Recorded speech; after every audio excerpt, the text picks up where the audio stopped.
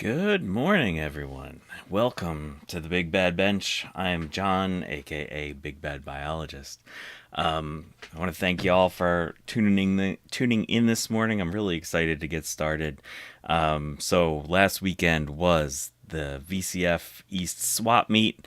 Lots of good stuff was there. Really beautiful people. I had a great time. I want to say hello to everyone that's already here. I'm already excited. Dave's Vintage Apple Tech, One Bit Fever Dreams, Retro Fox, and Garth Beagle. How's it going, everybody? Really, thank you all for being here so early in the morning. I know a bunch of you are on the West Coast. I don't want to disappoint you, so let's get started. So, on the bench, on the Big Bad Bench, first, the first thing I have here that I want to show off is this Asus P55 T2P4. And, it's a nice socket 7 AT motherboard. But in the CPU socket is a Cr 6x86 PR200 CPU. And they weren't particularly great CPUs. They were good price to performance, but I've been missing on having one of these for a while, and I'll talk about that more a little later. So you can see we are missing something here on this board, and when I got it, the AT socket was here, but there was a boatload of corrosion on the back of the board, which is kind of interesting because this motherboard had a Dallas real-time clock on it.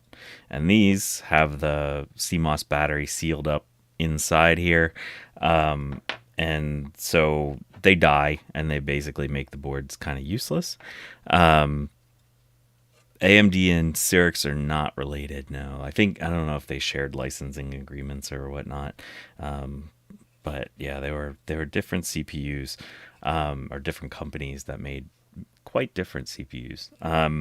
AMD wound up taking the socket 7 and taking and using it for a long time, when everyone else kind of bailed out on it.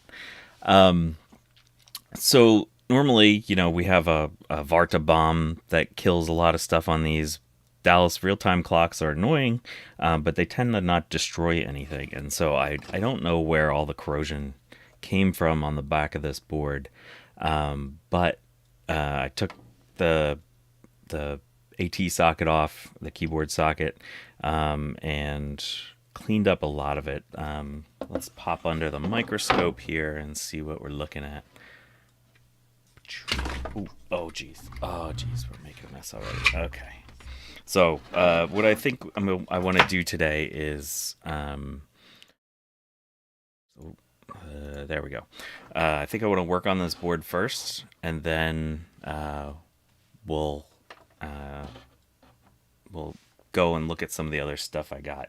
That's a great idea. That there's probably something else stored next to it. Maybe it was next to another board that had a Varta bomb, and it got double bombed. So the guy that had these boards, he had so much stuff, and he really wanted to get rid of a lot of stuff, and so it was awesome just wandering up to this dude. I probably went back 5 or 6 times. Hey, Eric's Edges here. How's it going? So yeah, I just kept going up to the guy, and every time I'd root through all of his stuff and find more stuff I wanted to buy. So I wound up buying a lot of stuff from this one person. So I want to kind of clean up these traces a little bit, get a little bit of solder on them.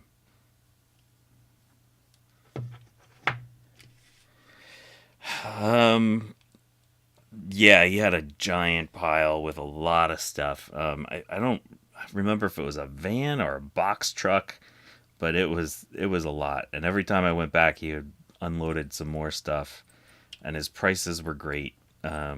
So I have 3 motherboards that I'm going to be showing today, and each one of them was $10.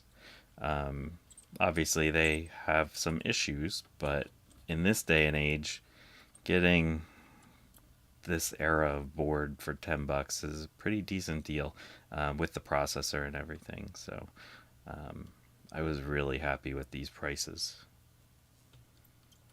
Oh, that's where you got the Coco Theory. Wow, he had some really good stuff.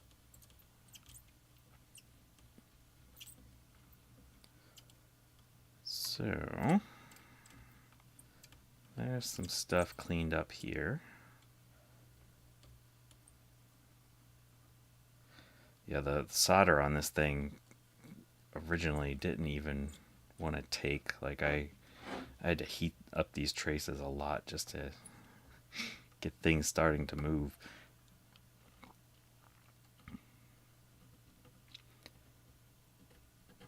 Yeah, I'll show you some other stuff I got from him too. Come up here. So what I'm doing is just laying on a little bit of solder, and then I use the solder braid to come in and kind of use it as like a little abrasive to clean up some of the corrosion that remains on the traces.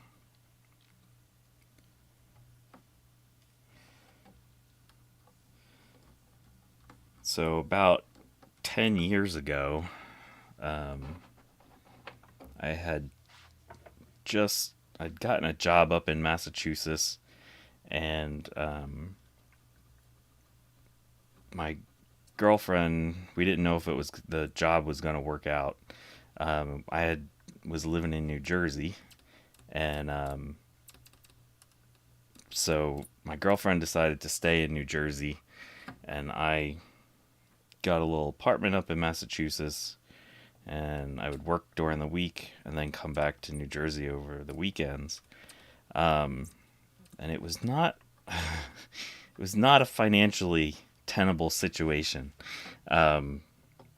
financially sustainable situation. And so there were points where I had to sell off some of my stuff, and one of the things that I sold off was all of my Cyrix processors. So I haven't had any Cyrix processors in years.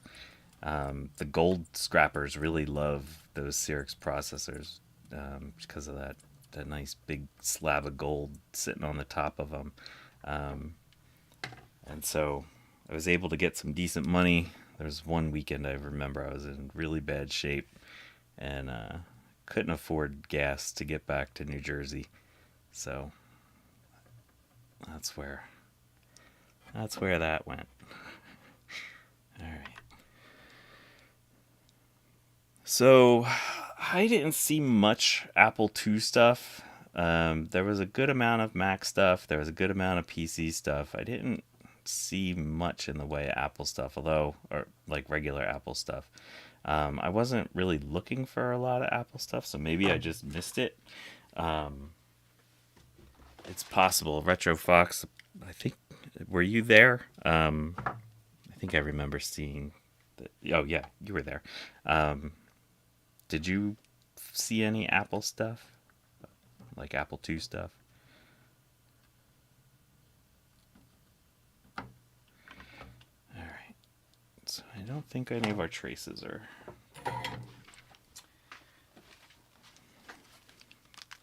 overlapping there.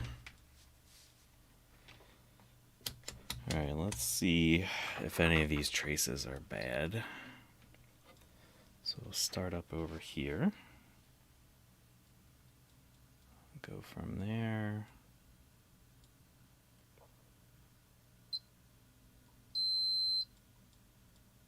Okay, good. Good. Good. Just making sure I didn't jump any of these.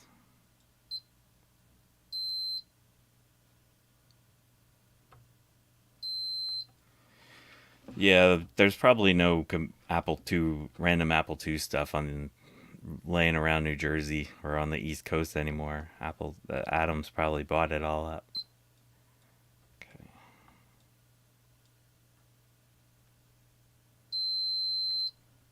Okay. I don't like the look of some of these vias, so I might have to go back and play with them. I'll have to check the other sides.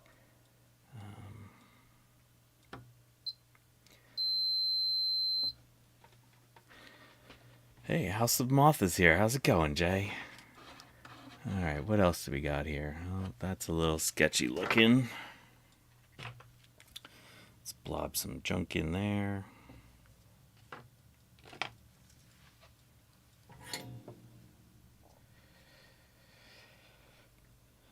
Yeah, I'm sort of the same way on the Apple II stuff. I have a couple, but I don't really... It's something I haven't really delved into yet, so they're on the shelf, waiting for some future work, hopefully. Let's see what we got here.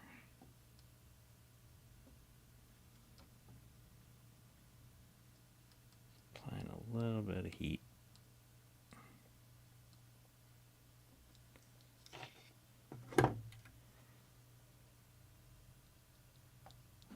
Alright, so let's see if those are connected.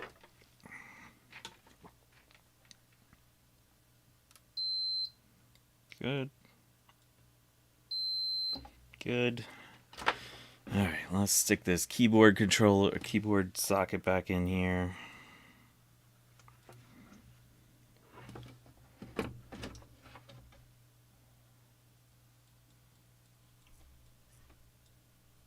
You can still see it's kind of ugly, but all the holes where that needs to go are in good shape.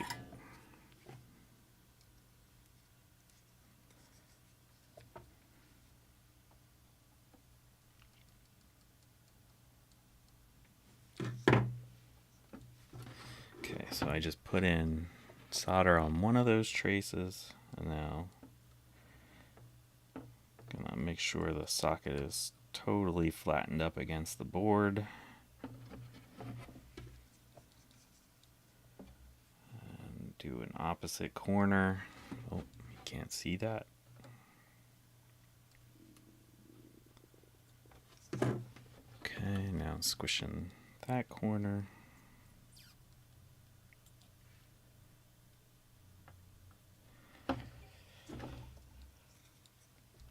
Yeah, anytime you move a CRT around from one of the compact Macs, it's always a good accomplishment, Eric.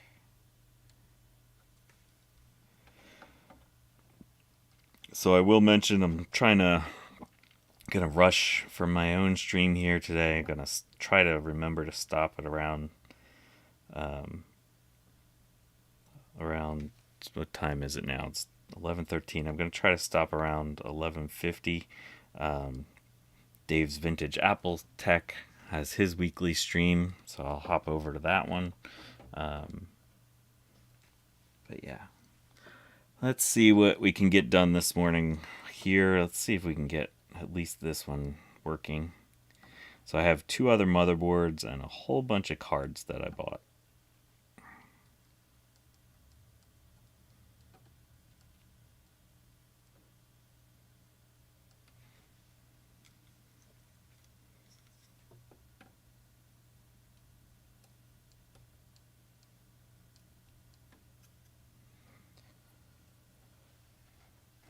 Alrighty.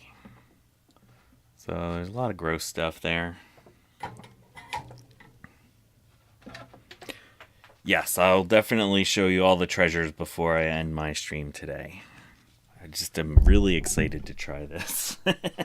I'm sorry. I'm really amped to see if this thing works. Like I said,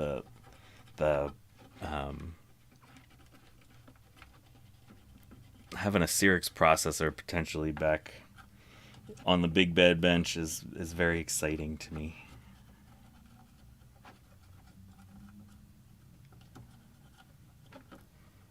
Alright, that should be clean enough. I can see my solder joints, and there's solder joints there.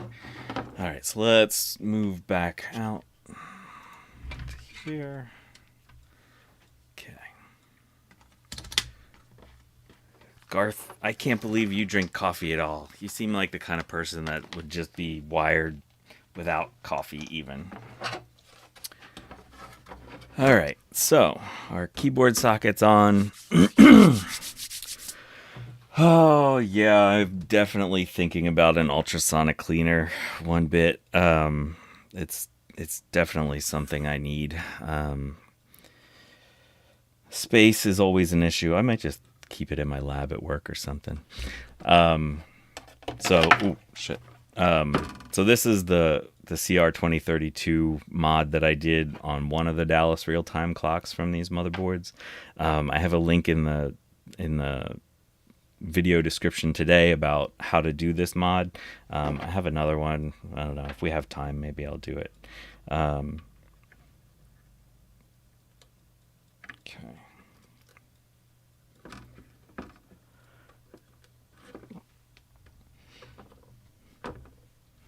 All right, that's in there.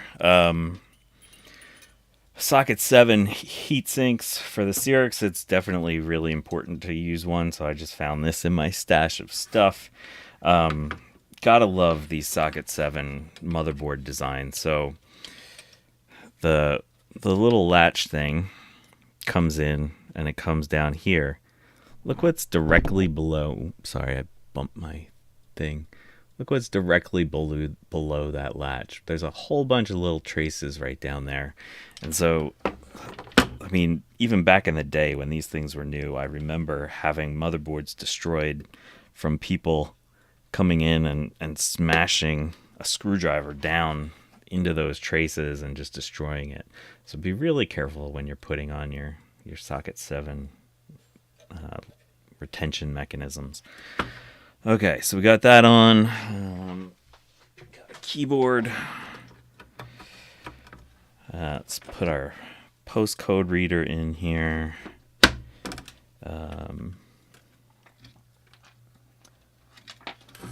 So this one here is our speaker connector. This is just a Trident video card. I really don't know what this proprietary... Oh, it says Media Bus. So yeah, probably some kind of proprietary Asus thing. They did love their things like AGP Pro sockets and stuff over the years. So I wonder what kind of stuff. All right. Oh, that's interesting. I didn't realize that Cyrix or AMD inherited some of the Cyrix stuff. It's interesting. Okay. So again, my VGA capture setup is not working, so we're gonna do the monitor setup here.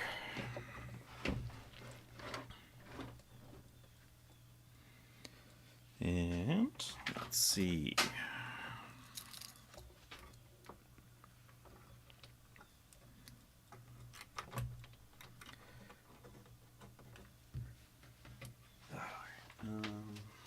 Need something to prop the motherboard up so the sockets don't keep popping out. Slots don't keep popping out. Okay. All right. Wish me luck, folks. And 3, 2, 1.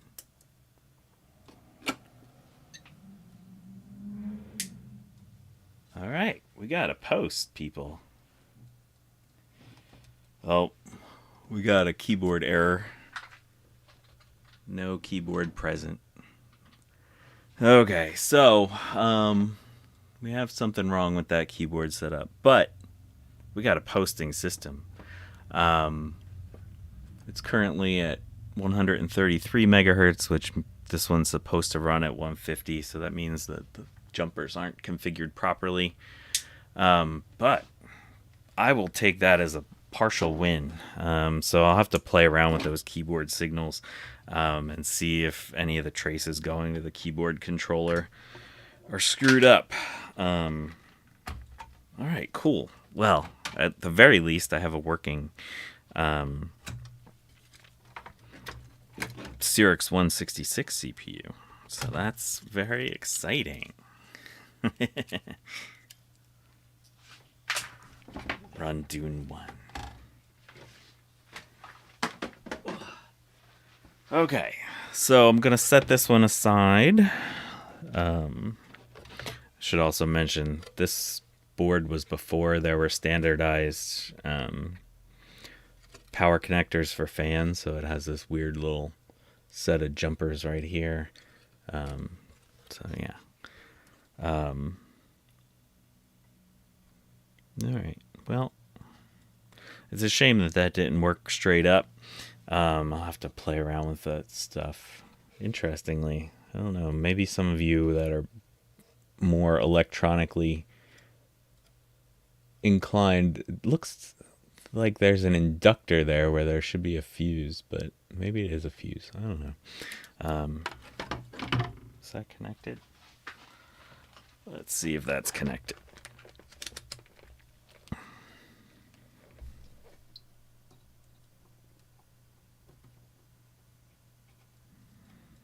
Huh. That is not connected.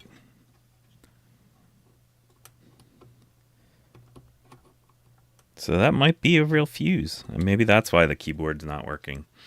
There shouldn't be any corrosion inside the keyboard port itself because so this board did get a vinegar bath to try to.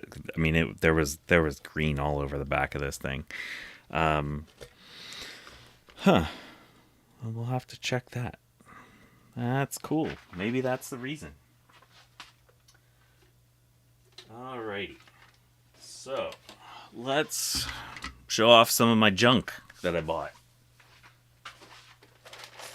Or, I guess I should say some more of the junk I bought. So yeah, the keyboard port and the motherboard got vinegar baths and cleaned up, and a nice little coat of whatchamacallit on it, deoxit. So I mean, a lot of times you can feel it, but I'll check the traces and stuff in a little bit. So I want to move on to showing off some of the stuff I got. All right, so a nice little ISA hard drive and floppy controller. I needed one of these for a 386 system I'm building, so that was very useful find. A couple more floppy and keyboard controllers. These ones were partially abused. You can see they're missing the back parts and the shields around all of these ports. But I think I have things that I can use in their place. So we'll test these and see if they work at all. These ones are nice because they also have the COM and parallel ports. This was from the guy that I got the motherboards from. He had a big tray of laptop hard drives, and he basically said as many as you can take in one handful is $10. And so, you know, old ATA laptop hard drives are useful, but this one is actually out of a ThinkPad, and I have a bunch of ThinkPads, so this is like I think they use this style. This particular one might be from a ThinkPad 755 or 750. I'll have to double check on that. But I think this will also work in the ThinkPad 760 line. And so I was really excited to see one of these because these are starting to get harder and harder to find. But look at how fat these things are. Gotta love these. So I haven't tried these yet, but yeah, I mostly wanted this hard drive caddy because even if the drive is bad, you can take out the drive and put a different drive in there, because these proprietary connections are a pain in the butt.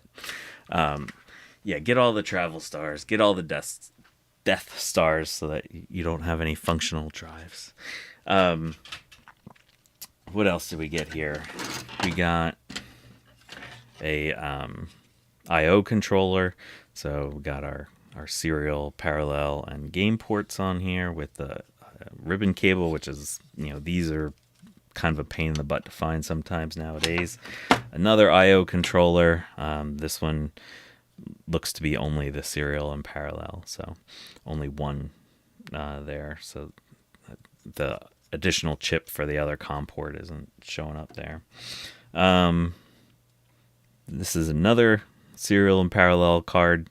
This one does look to have the second serial port on there, so it should have the ability to add a second serial port there.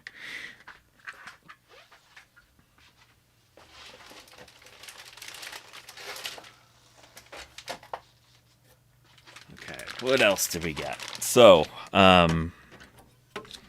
these are Mfm Interface Cards, and so I have a couple of 286 systems, and I know that the MFM cards are good in them, but I have a couple of old MFM drives laying around. But we can see here is one of these is an 8-bit, so it'll work in a IBM XT, and I have an IBM XT that doesn't have a hard drive. It's only the floppy version, so it'll be cool to add a hard drive to the IBM XT. So I'm really excited about coming across one of these things. This was actually one of the things I was hoping to come across when I decided to go down to the swap meet.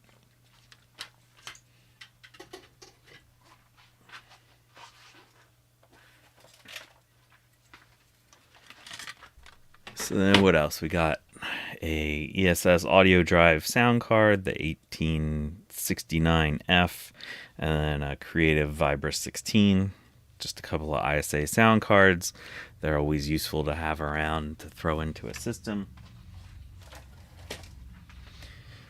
This was also something I had really hoped to find when I decided to go down there. So I don't know if you remember.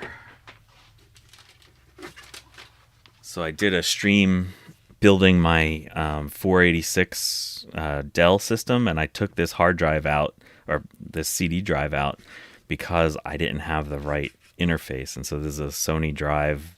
Back in the early days of CD-ROM drives, all the different drives had proprietary interfaces, and so I didn't have an interface card that would work with this drive, but here we go. So this one should have, so there's a Media Vision Spectrum sound card, and the important bit is it has a Sony interface there. All these cards were in like with a lot of other stuff. So, but I think this one is the Mitsumi interface, and there's a Sony.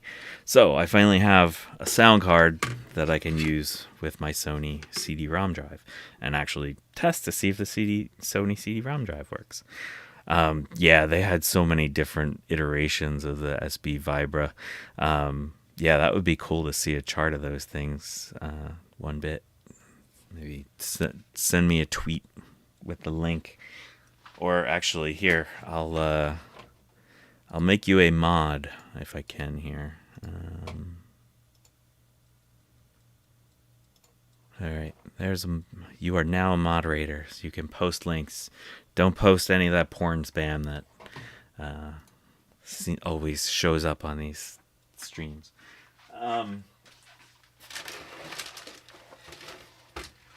What else did I get? Oh, I also got a SCSI card, an ISA SCSI card, but that's already in my 486, so I didn't pull that out. I also bought a Mac ADB keyboard and mouse, and then these are the last two things I got. So let's show this off first. Uh-oh. The power's going to 1bit's head. So this is also something I've never had, and I'm excited to play with. You can see we had a missing Dallas real-time clock here. So we have a 486 socket 3 with PCI.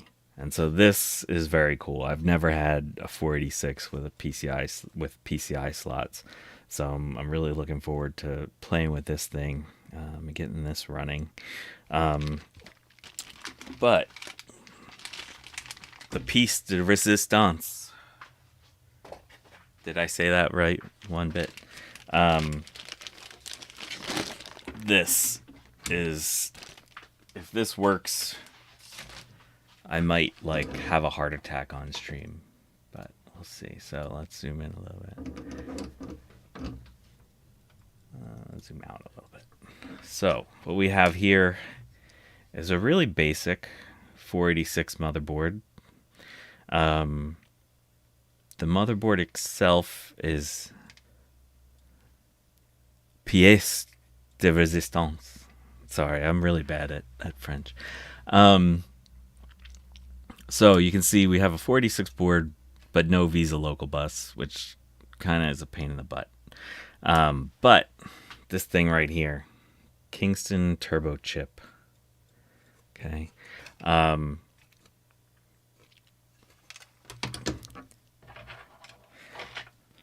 Maybe on some of your streams you can do some French instruction as well.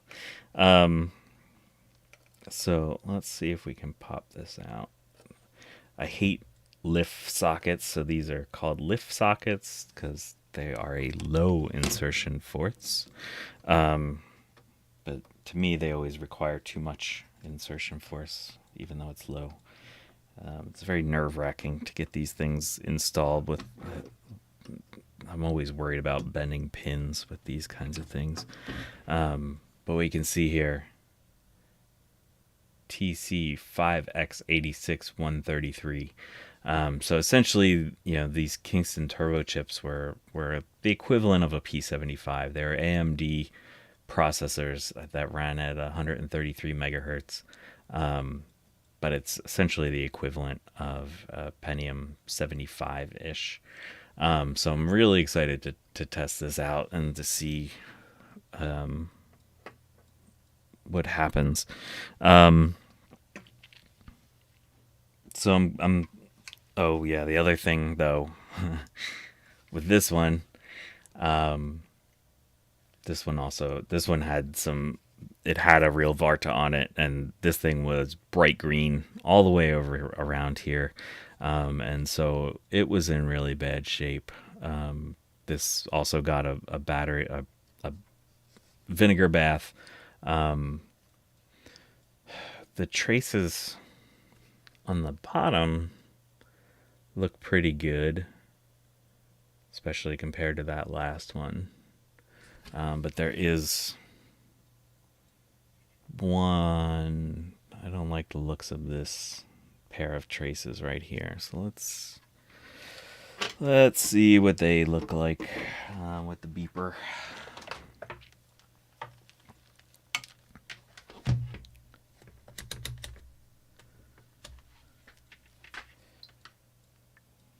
So this one looks like it comes out there, goes down all the way. Wow, that one's good. Okay, we'll take it. This one comes down. Oh wow, that one goes all the way around. All right, so I don't know if we'll be able to. I'll have to spend some time figure out where that one goes. Let's do some quick looking at it under the microscope, and just real quick, let's see how bad this is.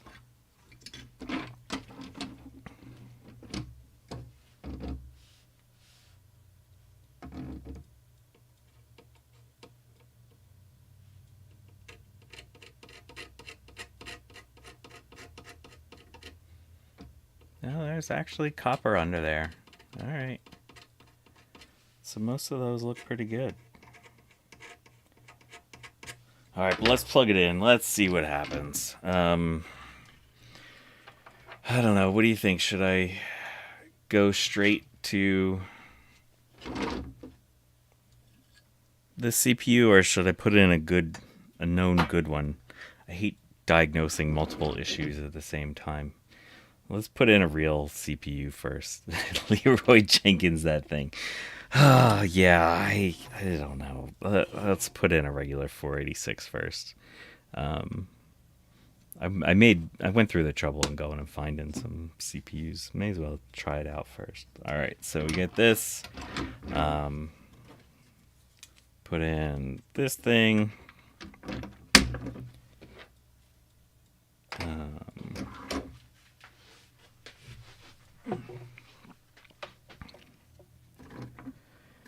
Keyboard. I doubt the keyboard's gonna work, but let's see. We need some video.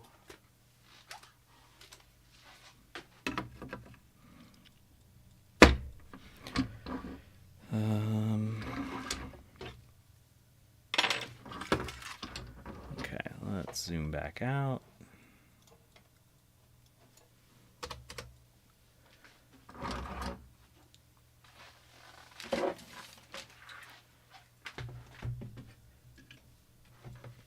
Get my janky monitor set up here.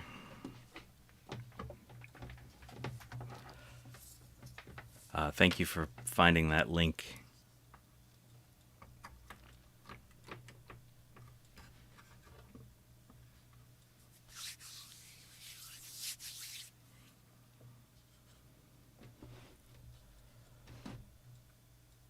Well, one bit, if you need a computer, let me know. If these things work. Oh, I didn't do the countdown. That's probably bad. Uh-oh. That's definitely very bad. All right, what happens here? So.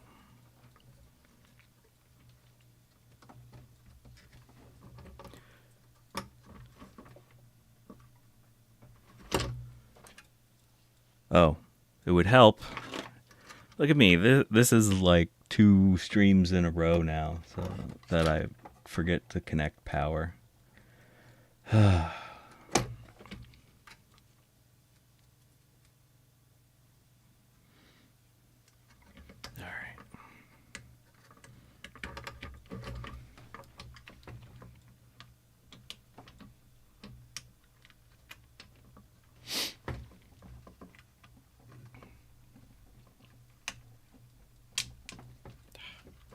Sometimes these things are a little fiddly.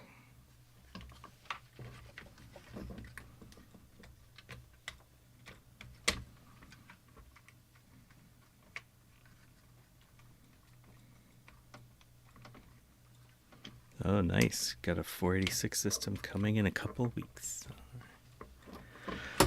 Okay, here we go. Now we're doing 3, 2, 1. Okay, so we got stuff happening on our postcard. Got memory count up. All right, let's hit the lights. All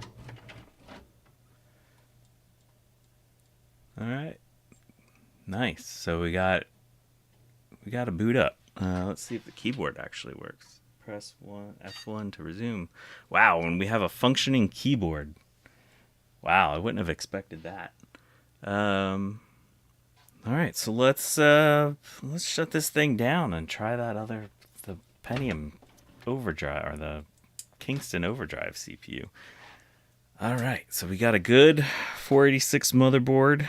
Again, it's not a particularly exciting motherboard, but it's a motherboard.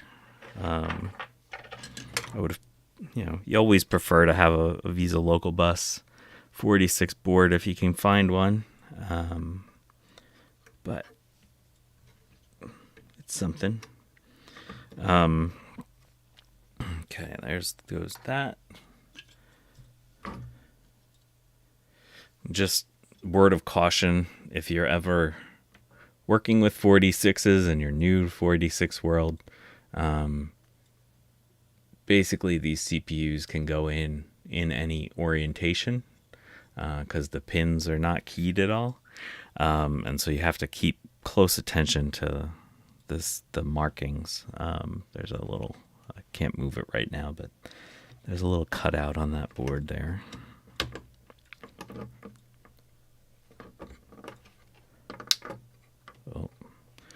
think I might have just broke the fan.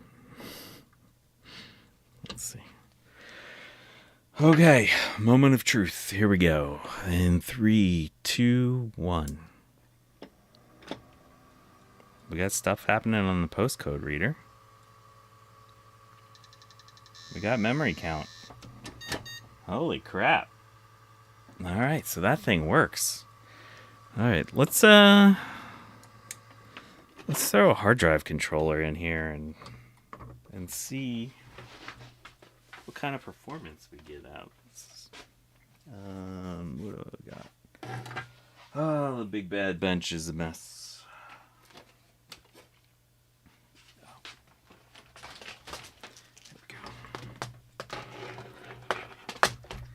There we go.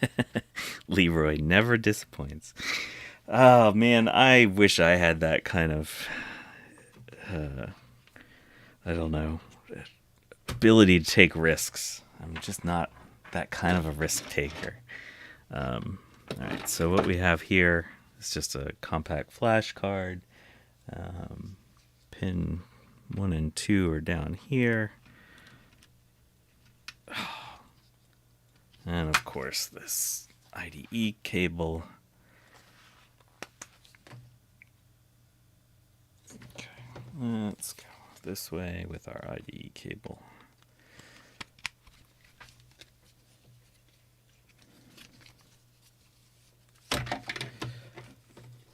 Epictronics, how's it going, Epictronics? Good to see you.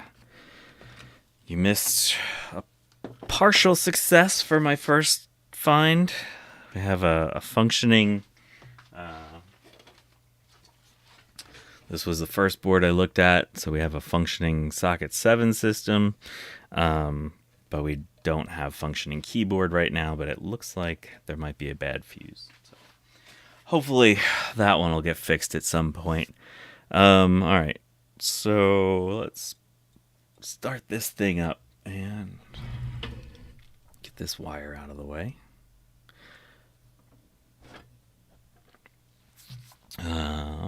3, 2, 1. Oh wait, I gotta hook up power. I'm all amped up. I can't believe this processor works. That is wild. Alright, so let's turn this on. So I should point out that so all in all, oh, look at this. This CMOS has an auto detect hard disk. Let's see if it finds that. Yeah, nice. Sweet. So overall, for all the stuff that I showed today, plus the Mac keyboard and mouse, I spent $107 there. I think the motherboards were each $10.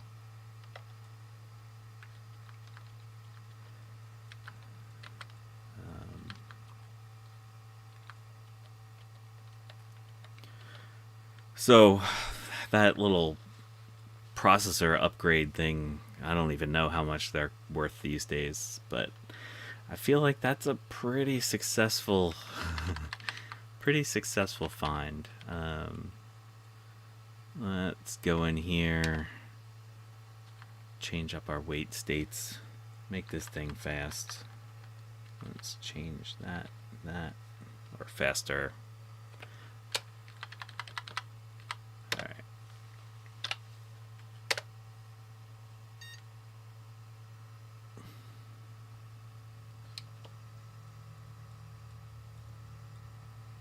So one thing I'm not completely sure on with this board, sometimes you needed the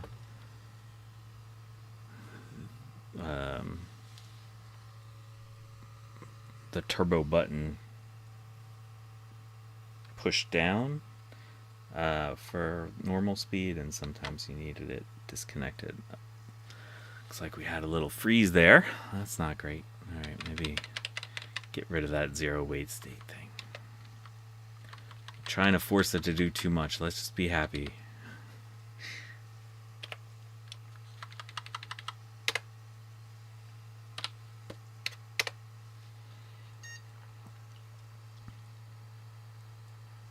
we go.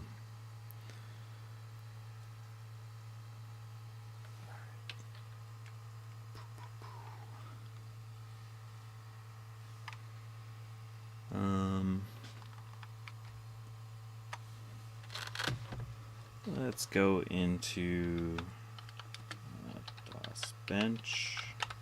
So this again is Phil's computer lab made up this little thing, which is nice for a bunch of nice DOS utilities. So let's check the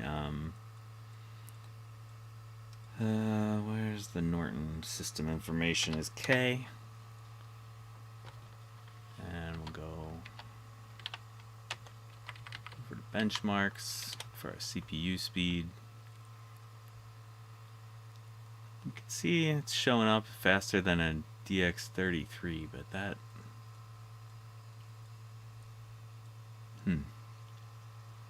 it's not so hot. So we'll have to see maybe things like the wait state. So let's see what this jumper's for. Oh, okay, that was the turbo jumper. All right, so that all right, so that's interesting. So it's reading it as a Cyrix 486-117. All right, so we have it working, but it's definitely not working like it should be working. Let's get out of here. Let's see if we can run Doom.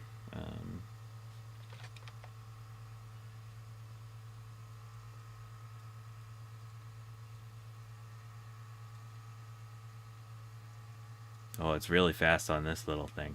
I should have done the other one. All right, let's get out of here.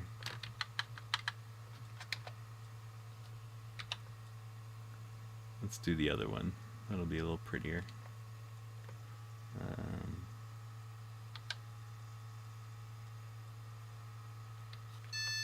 Oops.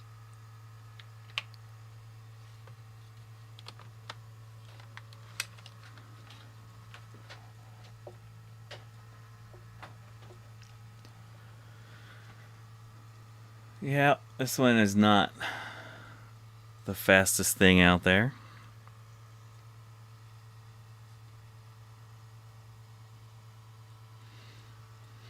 All right. Yeah,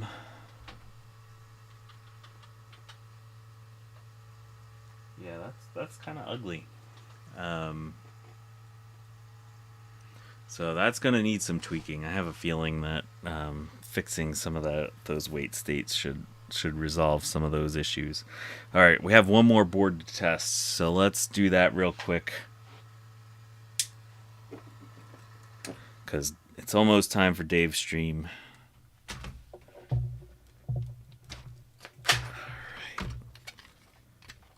All right, well, at the very least, we have a functional board and a Kingston Overdrive CPU that does something. So I'm taking this as a win as well. All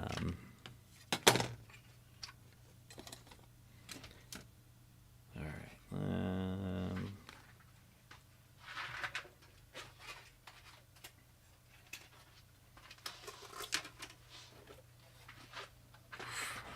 All right. So this one, the board itself, it had Dallas real-time clock, so that's nice. So the board is in physically really great shape, so I'm hoping that this one's going to power right up and be very nice for us, but we'll see.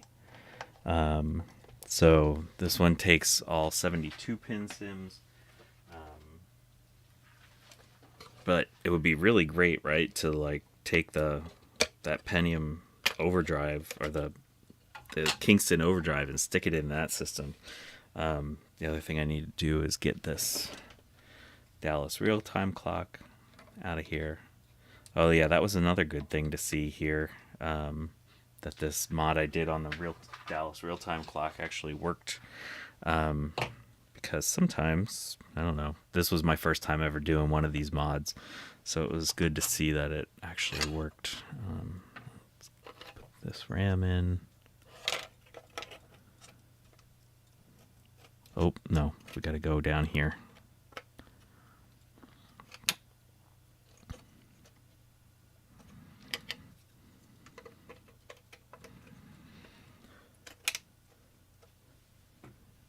Okay. I looked up this board because I was worried about like what that chip might be in case that would prevent it from posting. But it turns out that it has a built-in SCSI controller, and that if you wanted SCSI, you could find the chip and put it in there. So it'd be interesting to see if I can find that chip.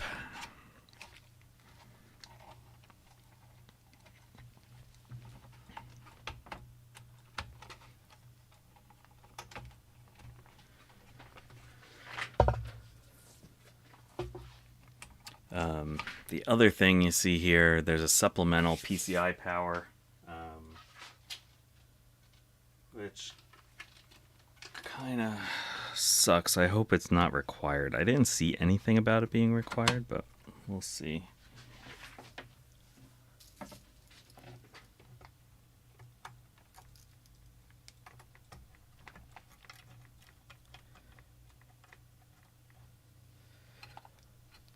Okay, here we go in 3, 2, 1. Oh. Okay, so our power supply kicked on, so that's a good thing. But there's nothing happening here. Let's swap out the CPU real quick, just in case that's the issue. There's my pin 1.